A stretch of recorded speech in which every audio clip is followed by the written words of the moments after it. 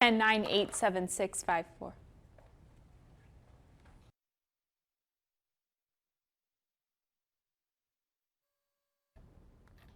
Yes, check. And I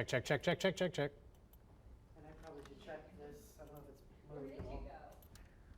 I went to the recruiting. I'll be there.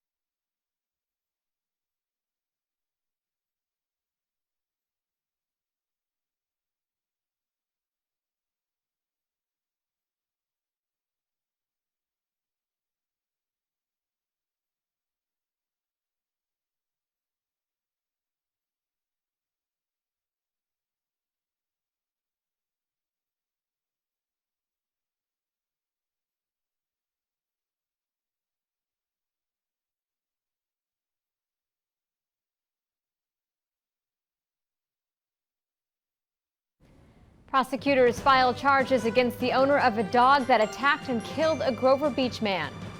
An elephant seal pup separated from its mother in San Simeon is getting some specialized help. And our meteorologist Dave Hubney, rain returns to the Central Coast, but how much is left of this storm? I will let you know. KSBY News at 6 starts right now. KSBY News starts right now. Good evening and thanks for joining us for the news at 6. I'm Karina Corral. And I'm Dan Shadwell. Good evening to you. The San Luis Obispo County DA's office has filed felony charges against the owner of the dog that attacked and killed David Fear and seriously injured another neighbor in Grover Beach last December. KSBY reporter Megan Abundis is live outside the San Luis Obispo courthouse with more on that. Megan? Dan, according to the city of Grover Beach, Alex Geiger, the dog owner, has resigned from his job as a police officer within the city. The DA told us that because the dog was deemed trained to attack on command, he was deemed a dangerous animal. Now, former Grover Beach police officer Alex Paul Geiger is charged with failing to maintain control of a dangerous animal. The DA called me this morning and let me know that the charges were being filed, and it was a relief. The criminal complaint alleges that Geiger knew his dog was dangerous but failed to use ordinary care in keeping the animal. It shouldn't have happened, and we're just glad that this came out. The dog was not affiliated with the police department. Geiger agreed to have the dog euthanized immediately following the attack. We would like to see justice for taking our brother. I'm told that Mr. Geiger has retained an attorney. He's been informed that there has been an arrest warrant signed. An arraignment date has not yet been set. We lost our brother, and the whole family is just devastated. According to the DA's office, if Geiger is convicted of all charges, he faces a maximum of 3 years and 8 months in prison. Live and local in San Luis Obispo, I'm Megan Abundis, KSBY News. Thank you, Megan. The DA's office says this is the first case in San Luis Obispo County in which a dog mauling has led to a person's death. Well, like Chief Meteorologist Dave Hovde mentioned, rain from the north is moving in. So, Dave, how is it looking for parts of the Central Coast today? You know, Karina, we knew it was going to rain, and we expected that we were going to see wide amounts of rain. That absolutely came true. If anything, I think the system is hugging the lower side of expectations. This is San Luis Obispo earlier today looking off to the east. It is going to definitely help the situation in terms of groundwater and all of that down the road, and no advisories for the storm. That is good news. Very few difficulties being reported as well. Traffic along the 101 is moving nicely right now. Santa Maria 0.15 of an inch. Lompoc, just a little bit of rain, not even 1/10 of an inch. In Buellton, San Marcos Pass, Santa Barbara, 2/100ths of an inch. Cambria, about 1/2 inch of rain. Santa Margarita, 3/10. San Luis, about 1/4. A little less than that at Pismo Beach and Napomo as well. More totals available on my social media. Rocky Butte now getting up to about 1.8 inches of rain. AG about 1/4. Tascadero 1/1500ths. And Paso Robles about 3/10. New rain is falling a little on the south coast, kind of a gap on the central coast, more so on the north coast as well. But all of the upcoming rain looks to be fairly light. Now we still have this front that has to squeeze through the area. It'll do that later on tomorrow. Coming up, I'll tell you how much I think it's going to rain with this next part of the system. And lake levels, are they still going up? I'll let you know. Karina, back to you. All right, we'll see you then. Thank you, Dave. A seal pup found stranded along a beach in San Simeon is being nursed back to health. KSBY News reporter Alexa Bertola joins us now live in studio. Alexa, what happened? Well, Karina, at the end of last month, some hikers found an elephant seal pup all alone. The Marine Mammal Center was able to safely rescue the pup, and now she's receiving some much-needed help. Meet Stormy Knight. She was found near the Piedras Blancas lighthouse a little over a week ago, stranded and alone. It's not rare. It happens every year. With these very young animals, we see these guys every year, and then later in the year we see more. The Marine Mammal Center covers 600 miles of coastline, and while it's not rare to see these stranded pups, Stormy Knight marks the first rescue on our local beaches this year. She's rather underweight, not the skinniest we've ever seen, but she's quite skinny. And so we know that she won't survive being that small. The pup was 65 to 70 pounds when she was rescued. She should have been at least 100 pounds. Actually, elephant seal pups, only about 1/3 of them survive their first year. Some of the pups are trampled on by the big males, starved from being separated from their moms, or a storm surge comes through like in this case. Besides being little, Stormy Knight also has another problem as a result of being washed offshore. We did find that she probably got a little bit of seawater in her lungs, and so we have her on some treatment for that. Dr. Carafield says Stormy Knight is very bright and is responding well to treatment as she's putting on some weight. Well, we'll hopefully get her up to at least 150 or so pounds, maybe, and then we will release her. And we're told the plan is to release her sometime in April at the Northern California Rookery. And by the way, the pink color you see on the pup is a dye that helps rescuers identify it. In studio, Alexa Bertola, KSBY News. All right, Alexa, thank you. Last year, the Marine Mammal Center had a record number of stranded elephant seal pups with 234, the most they had ever seen in their 41 years. Well, we have a follow-up for you. We have learned how much Cal Poly paid for security when right-wing Speaker Milo Yiannopoulos appeared on campus this week. The university says Cal Poly and the CSU system spent more than $55,000. That included fencing and increased law enforcement. 19 university police officers and 90 others from across the CSU system and SLO County monitored those events. University police paid for food and lodging for the officers from the other campuses. All of this does not include expenses accrued by local law enforcement, which responded as part of mutual aid. Well, last night, in advance of another scheduled appearance by Yiannopoulos, this time in Northern California, the University of California, Berkeley was locked down after rallies there turned violent with protesters lobbing fireworks and police responding with tear gas. At one point, a generator powering a floodlight was toppled and caught fire. Yiannopoulos' appearance was canceled. Nearby banks and a Starbucks also reported some damage.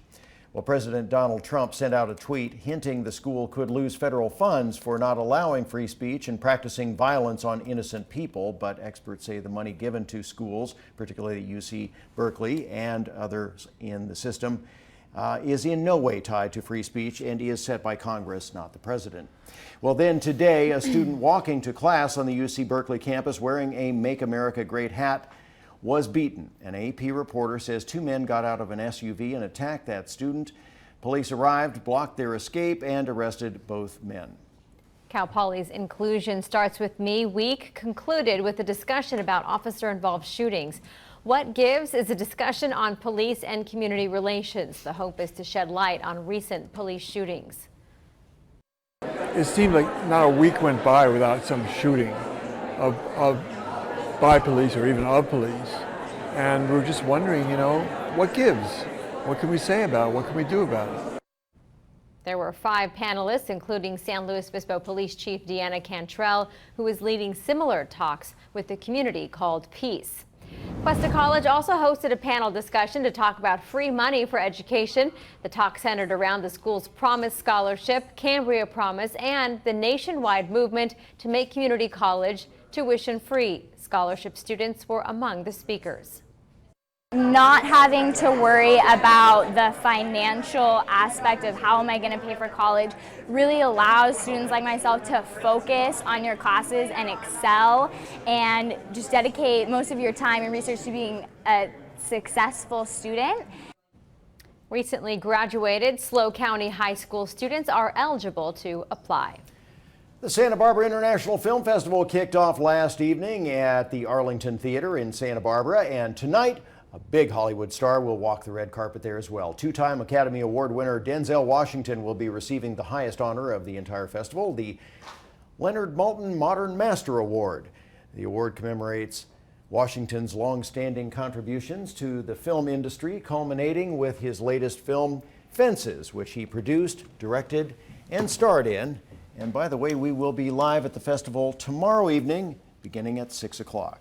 We are in for a long winter, if you ask. Punxsutawney Phil, this morning, the groundhog came out of his hole and saw his shadow. According to legend, that means we will have 6 more weeks of winter. Hundreds of people attended the annual event in Punxsutawney, Pennsylvania each year. Today is known as Groundhog Day in the U.S. and Canada, where Phil's prognostication has been celebrated since 1887. Now, Dave, I have a question about this. We always say that he saw his shadow. How do we know that he actually saw his shadow? I mean, he looks over there, but maybe he missed it. I mean, I have very little information I can give you on this. Other than it gets people talking about weather, and I think that's great, and people, it seems like an enthusiastic, cool thing, and it is my favorite weatherman movie. Oh, I know. Yeah. Every time you hear Groundhog Day, you go to that movie. Are there a lot of weatherman movies? Oh, there's the other one where the guy runs around with a bow and arrow and shoots people who kind of... Right. Jim Carrey, the one with Jim Carrey. Yeah, too. That was good. That's true. Apparently Groundhog Day is a marathon running all day today. Oh, really? Yeah, that would make sense. Wouldn't it make perfect sense? Wait a minute, didn't I just see this? Poetic. So Groundhog Day here on the Central Coast, and it rained. How about that? I know. So, yeah. We're not done with the storm system yet. And the headline I used online was like, we're not done, but it's not impressive. And that's pretty much kind of what we expected it to be. But we're going to talk about the twists and turns coming up. Take you out to San Luis Obispo earlier today. Labrie Ferreira out there with her camera and showing us just a few of the raindrops around San Luis Obispo. Again, we'll talk about some of the impacts this will have on lakes and more still ahead. Also coming up, closures of recycling centers across the state are leaving consumers with limited options. KSBY News reporter Fabiola Ramirez will join us with more.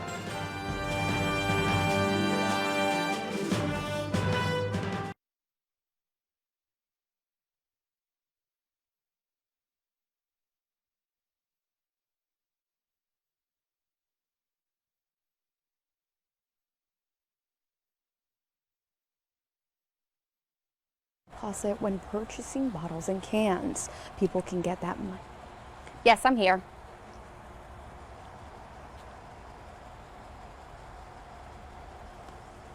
Got it, thank you.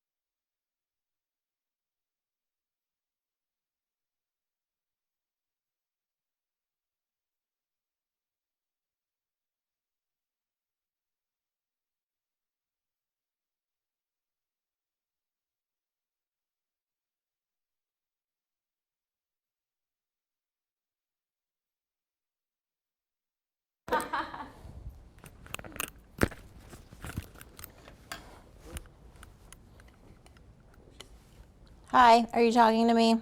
Mic check, mic check, mic check, mic check, mic check.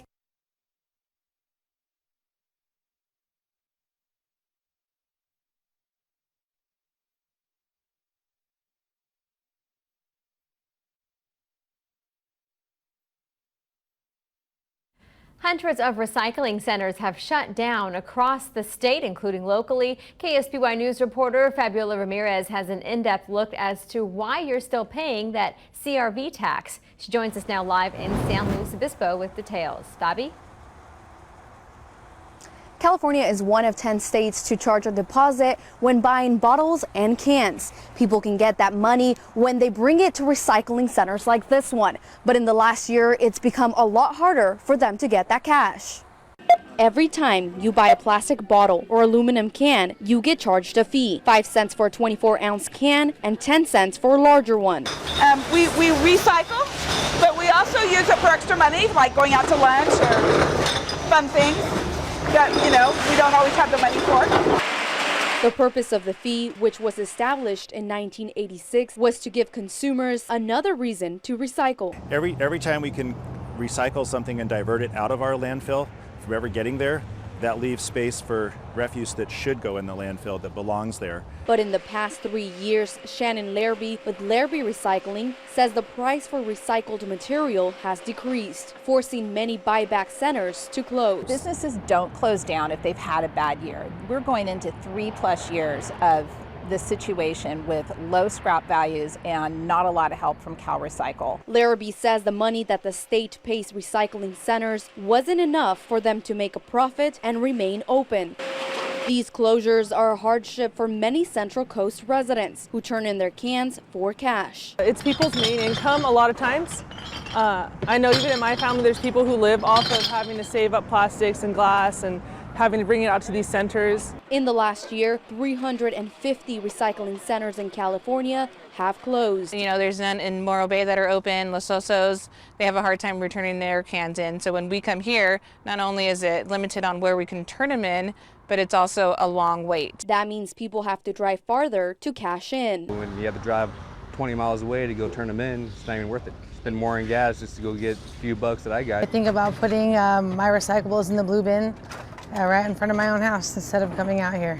It doesn't seem so much worth it anymore. We wanted to know why consumers are still paying that CRV fee when it's become so difficult to get reimbursed. It's a challenging environment. We understand that, and we're working hard to get some fixes to the program, and it's going to take a little time. Cal Recycle is looking at some options. One of its proposals would require beverage manufacturers instead of consumers to pay the CRV. We're going to work on changing the systems because otherwise the CRV is essentially an unfair tax. And I think everybody agrees that we'd rather be recycling cans and bottles than having them end up in landfill. The proposal was put forward early January alongside the governor's budget. And Cal Recycle says that their goal is to modernize the program with the hopes that centers like this one will open once again. Live and local in San Luis Obispo, I'm Fabiola Ramirez, KSBY News. All right, Fabi, thank you. And there are still open recycling centers on the Central Coast. For a list of those, just visit our website, ksby.com, and look for Fabi's story. Let's take a look at one of our cameras today, just kind of looking outside, checking out the rain was coming down at the coast. At the coast, the winds were up today out of the south, and at times they even exceeded 30 miles per hour, but not for many people. You had to be essentially right out there at the coastline. I saw Vandenberg had some good wind gusts and Lompoc as well. Santa Maria passed 26 miles per hour. Diablo Canyon saw some pretty decent gusts. However, it did not extend far inland. It didn't last long. Let's take a look at the current situation. It's 60 right now in Santa Maria and San Luis Obispo. Paso Robles 57, 57 in Lompoc, 55 in Santa Barbara. How about those winds? They're under 10 miles per hour as an average at the airports. This was sort of a big hit on social media today. I just took you back to 2014 in October when Lake Nacimiento was way down through 2016 where it came up, and a lot of folks are still saying, come on, we need more. This is again in December of 2016, and this is today. Look how much it has come up in a very short period of time. How about the numbers? At Nacimiento, 80.8%. So up another nearly percentage point. And it'll continue to come up based on what we're seeing today. Salinas, 74%. Lopez, 34.8%. Whale Rock at 55.5%. However, Cachuma's at 13%. And Santa Barbara County put out a tweet today saying the drought is not over. We still should conserve. And it was really interesting tweet, being that, we've done pretty well on rainfall, but it's true. They're absolutely true. We're still in a drought here on the Central Coast. So here's the rainfall continues to come, mostly based on supply, less so on dynamics. So you can see the stream of moisture here. There is a front, and we're going to get nudged by that later on tomorrow for an increase in general activity, but until then it's going to be spotty, similar to what we have seen. So there's the low spinning away, and that is tracking to the north. So on the modeling, you can see we do see more scattered showers through the overnight hours. Tomorrow morning as well, but it's really going to be hit and miss. Really gray day. We might get a couple of peaks of the sun, but probably not a lot. This is early Saturday morning, still some light scattered showers. However, we start to see more sun on Saturday, but Sunday we cloud over again with another system on the way for late Sunday. So the weekend really essentially fairly dry. How much new rainfall? Not much inland, not much south. Similar to that forecast we've had out there. I do think up along the north coast and North County, as much as a half-inch new precip on top of what we've seen. So I wanted to show you this as well, taking us out into that Sunday, Monday time frame. That system looks okay. That could give us another half-inch to inch and a half, and then another possible system Thursday or Friday next week. But the forecast does quiet down a little. This is the mid-range model. I just wanted to show you what could happen as we get into Monday. So some 1-inch potential if you add it all up. And so it's not a whopper, but again, it's good rainfall. It's the kind of rain that doesn't prompt a lot of advisories. So no flash flooding out there, no wind advisories, no surf advisories. Low 60s tomorrow. Let's take a look at some of the overnight lows as well. Those numbers in blue, and those are numbers in the 50s. So fairly mild. North coast temperatures, low 60s. North County right around 60. Extended forecast. Again, really spotty stuff Friday, mostly dry weekend. Monday could be a decent soaker as well, more so in San Luis Obispo County as well, but not bad. We need the rainfall. It is making a big difference, and we're going to have more on this part of the story too. Record snows up in the Sierra, 22-year high on snow. I heard about that recent snowpack level too. Yeah, they assessed it today. Off so the charts. We'll have more on that tonight. Awesome. Thanks, Dave. Well, Jessica Vo's here with a preview of sports. Jessica. Hey guys. Hi there. Coming up, we got a senior from Paso Robles who inks her college commitment, and Magic Johnson is returning to the Lakers and the annual Empire State Building run-up, which leads us to tonight's KSBY sports quiz. It's not really sports related, but on average, how many times does the Empire State Building get struck by lightning a year? Ooh, I like this one. I thought you would, and I thought you'd know the answer. Oh, off the top of my head. Yes. Call me Google. No, I'm looking forward to that. That's great. Yeah, lightning strikes on all major landmarks memorized, Dave? No? No. Not tonight? A couple of gaps in that. That surprises me. Okay. Thanks, Jessica. And we'll be right back.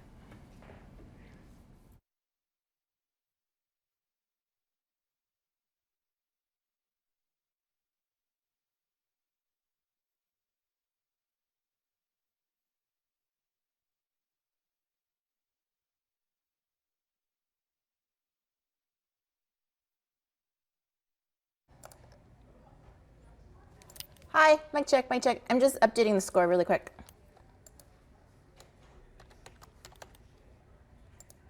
Yeah? Okay, thank you.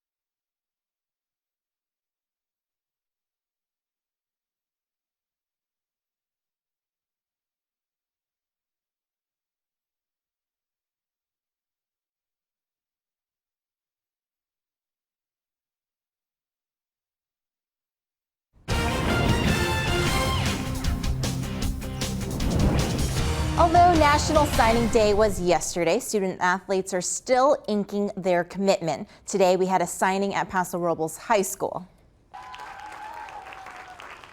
Bearcats senior volleyball player Tegan Curran committed to Long Beach State to play beach volleyball. Her coaches and family gave short speeches on Curran's talent and her dreams coming true.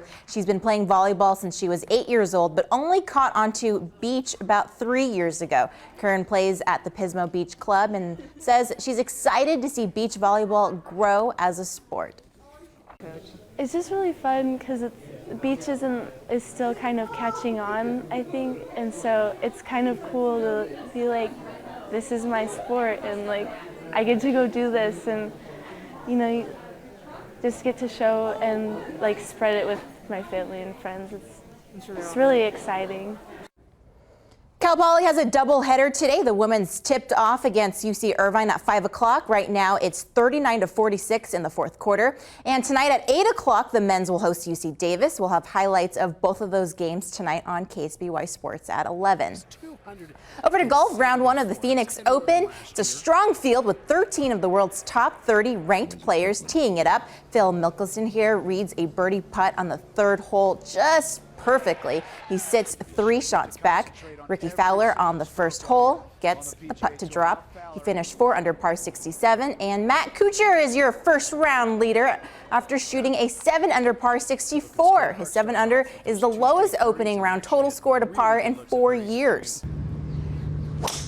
And Woods is playing in the Omega Dubai Desert Classic, and it was a rough start to the first round. He would bogey 2 of the first 3 holes and end the day with a 5 over par 77. That's his worst score ever in 29 career rounds at the Emirates Golf Club.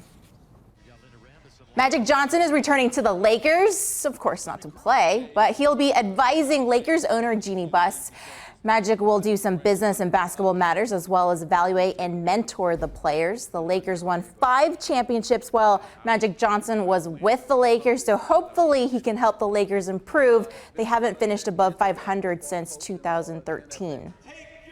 And it was the Empire State Run up. Now, they had to run 86 flights of stairs to the observation deck at the top of the Empire State Building, covering nearly 1,600 steps and a vertical rise about a fifth of a mile.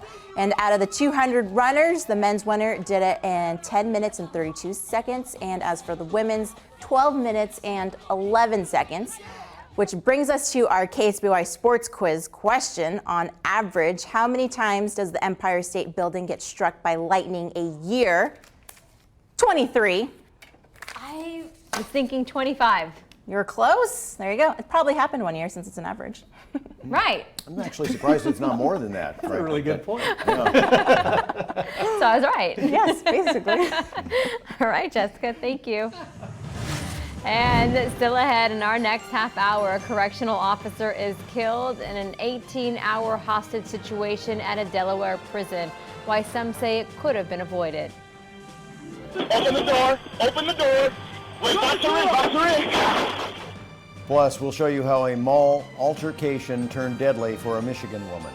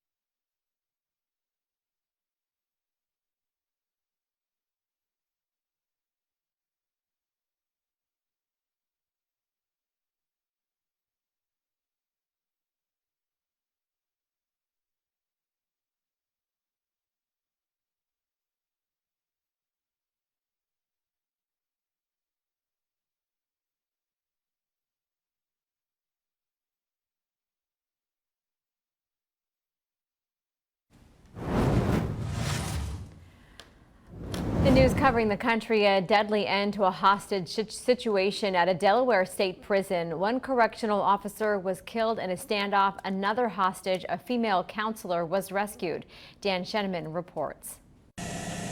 Following a nearly 18-hour ordeal, a Delaware corrections officer is dead after inmates initially took 4 hostages in a prison building. Officials put the prison on lockdown midday Wednesday when a guard called for help. 2 of the hostages were released Wednesday night, but by 5 a.m. Thursday, authorities made the decision to storm the building and end the standoff using a backhoe to breach the barricades. The tactical teams entered, and those tactical teams quickly located our female staff member and had her removed safely from the building in less than 2 minutes. Killed in the siege was Corrections Officer Sergeant Stephen Floyd, a 16-year veteran with the Department of Corrections. His body was discovered shortly after police went in. The Prison Guards Union is blaming limited staffing on Sergeant Floyd's death and says his quick action saved lives.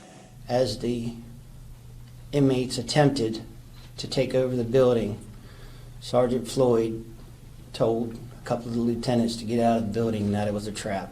Meanwhile, authorities investigating the incident say inmates were able to use sharp instruments to take control of the facility. We also have to investigate what happened here, determine the facts, to make sure that it never happens again. It isn't clear if any inmates were held hostage, but all 120 prisoners in the building are considered suspects. Dan Sheneman, KSBY News. In 2004, another inmate at the prison raped a counselor and took her hostage for almost 7 hours. A Michigan woman was shot and killed by police after trying to run down an officer with her SUV, and now video of how it all unfolded through the officer's microphone and dash cam have been released. Police arrived at a mall where security guards say she was trying to run them down in the parking lot. Squad cars eventually surrounded her, but she took off again, and they finally pinned her between 2 cars. And at that point, she revved the engine, tire smoking. An officer stood in front of her SUV, gun drawn, told her to stop, but she continued toward him, and he fired. Stay with us, ma'am. Ma'am, stay with us. Sorry, dude, sorry. Hey, you did what you had to do. You did exactly what you had to do. Well, a few months ago, the prosecutor's office decided the officer's force was justified as self-defense and to protect the public from a fleeing felon.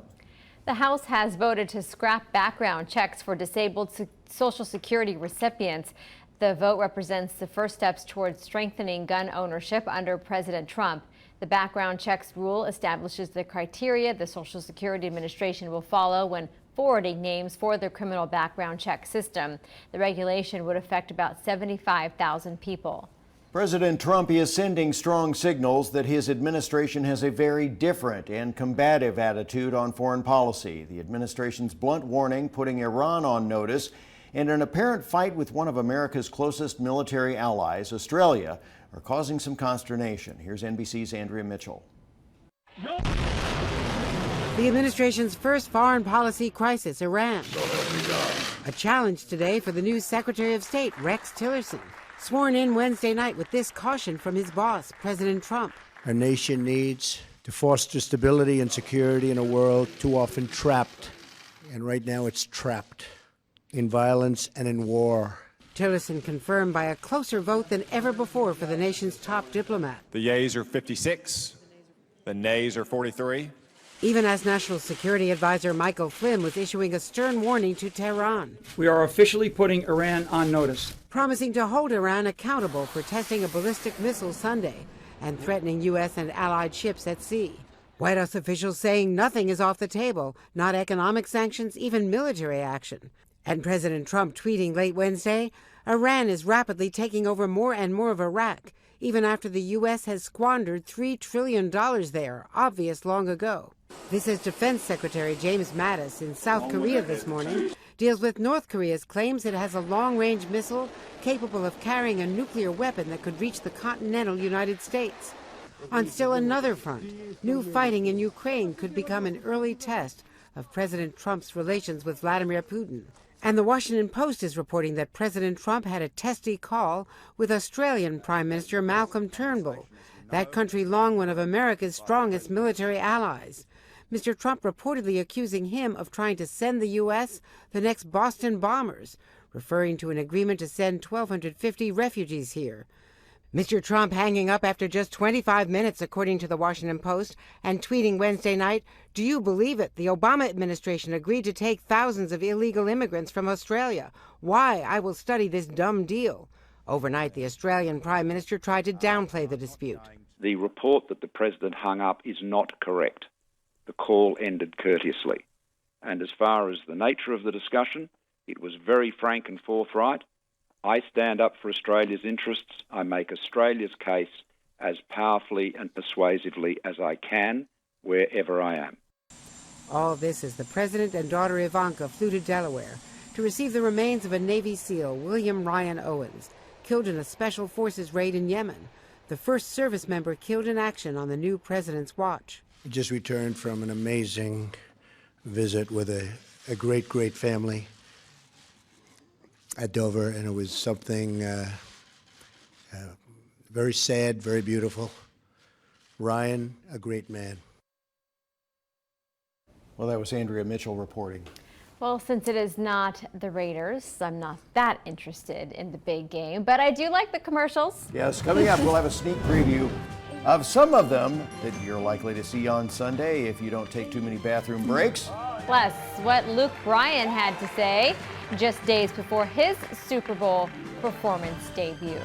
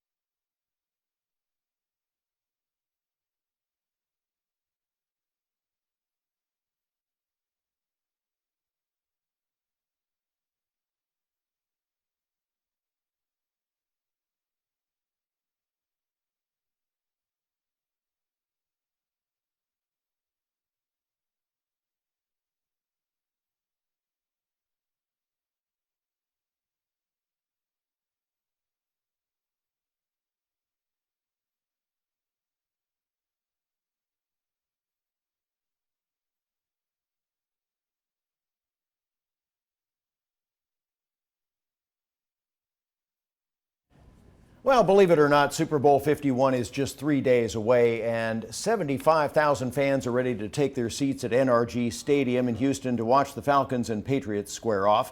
With more than 100 million around the world watching on TV, advertisers are betting millions that audiences will make for good business, too. Jay Gray has more on all that.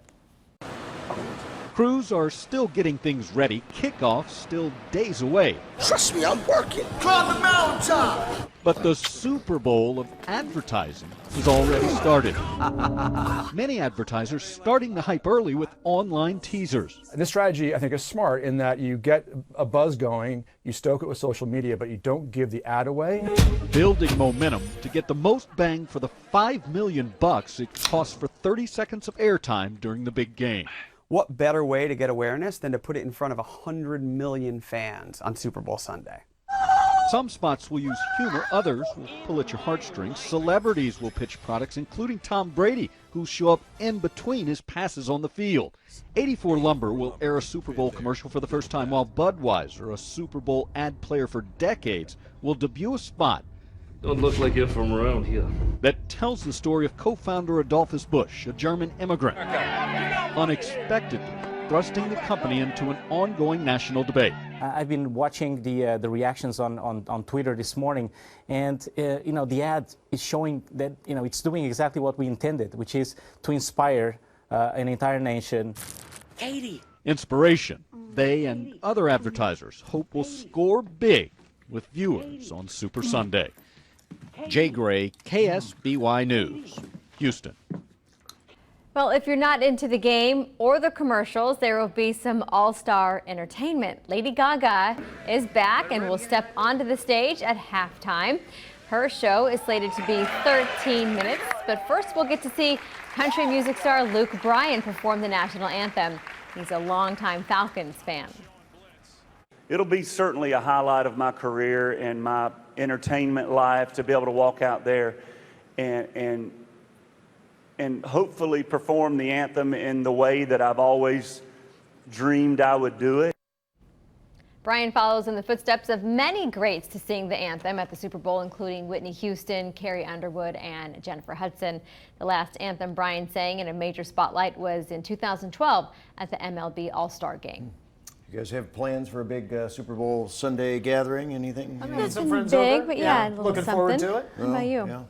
I'm going to be out of town, but it's going to be interesting to see what sort of audience they have. I think, I wouldn't be surprised to see it down a little, but for me, it's just kind of the fabric of, I've got to do it every year, even if I don't really not engaged, and I'll watch the halftime performance. I do care about the national anthem. I do too. I can't wait to see how he's going to do. Yeah, it's a big part of Americana, and a great excuse to eat a lot of chicken wings. It's going to be a good day to sit inside and watch the tube. Whoops, sorry. Well, it's going to be in the 60s, so it's winter in California weather. It's not going to be awful around here. Weather at the game is going to be amazing. We're looking at mid-70s, part of that roof opens up there. Although they have turf and not grass. Right. Big long story about they tried to do grass and the roof wasn't big enough to do it. It was interesting. Oh. Yeah, take a look at this. This is Morro Bay, surfline.com webcam. We'll take a look at the radar, talk about what's left of this storm, and another one on the way for Monday. Still ahead.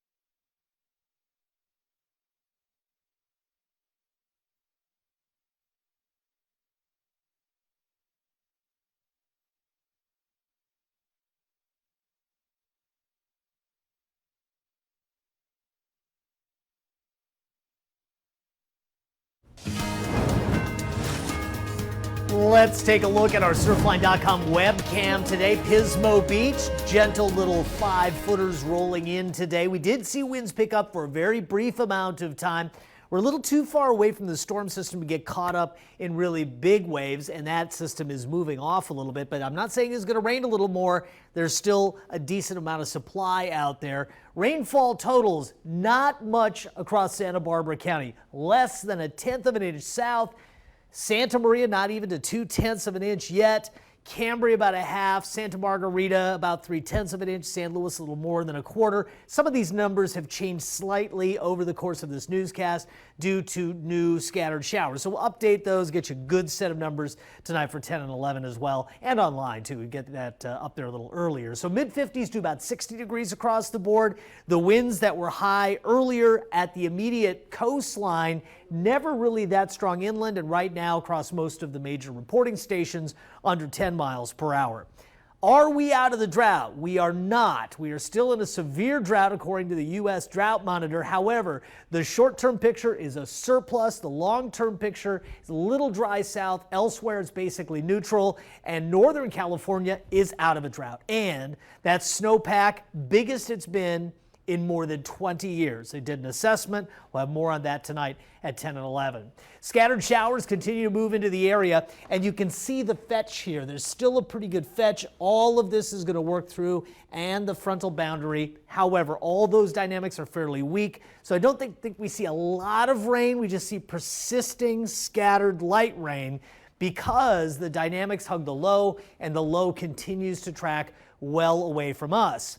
Let's put the modeling to a test here over time. You can see scattered showers continue through midnight, early in the morning. This is 8 o'clock in the morning.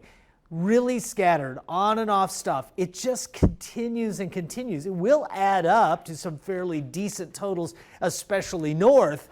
But across Santa Barbara County, we may still be wanting. Okay, talked a little bit about Sunday. Saturday, I think, is dry. Most of Sunday dry, but later Sunday into Monday, rainfall, and that system could be a good one. That could be a 1/2 inch, maybe even an 1.5 inch system. However, the front side of this, how much more are we going to see from the current system? Probably a few 1/10 of an inch on the low side here, and maybe up to 1/2. I do think some folks probably won't see a 1/10 of an inch of new rain inland and across Santa Barbara County. So lower 60s in my forecast as we get into Friday here. Santa Ynez Valley, low 60s, upper 50s, Cuyama Valley, 5 cities, low 60s, overnight lows right around the 50s. And here is my 5-day forecast.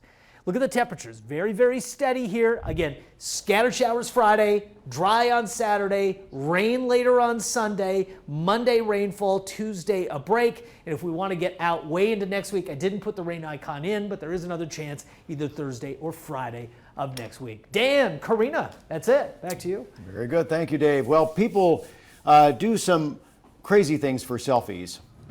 Yeah, they do. Coming up, how a snake ended up in a woman's ear.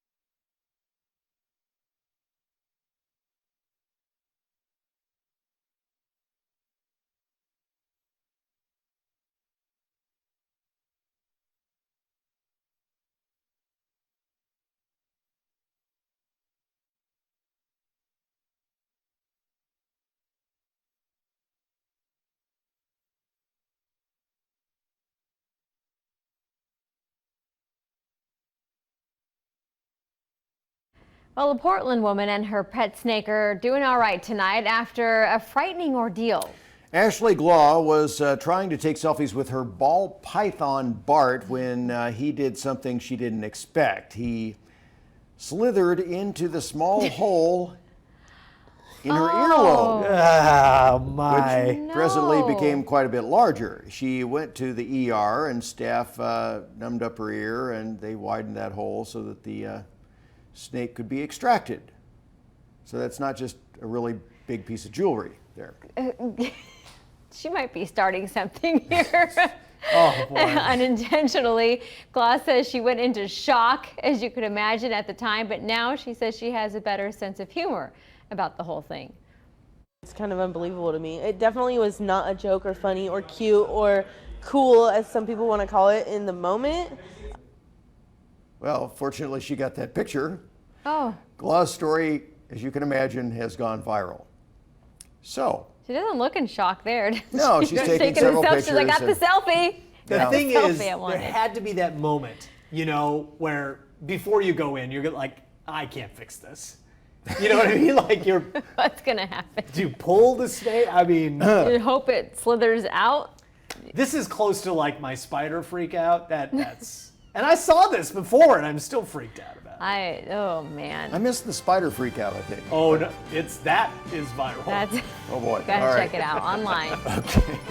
We'll see you later on tonight, we hope. Good night.